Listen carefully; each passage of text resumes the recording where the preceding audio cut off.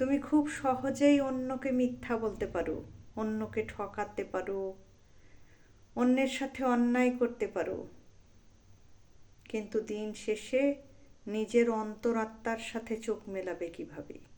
কারণ আমাদের অন্তরাত্মার মধ্যেই পরমাত্মার বাস, আর তিনি প্রতি মুহূর্তে আমাদের প্রত্যেকটা কর্মের ওপর নজর রাখছেন, সেটা ভালো হোক বা খারাপ।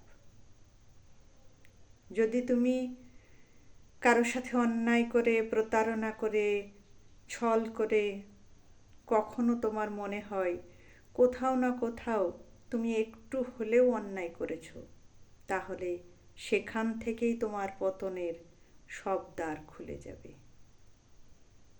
কারণ কর্মফল সবাইকে ভোগ করতে হয়।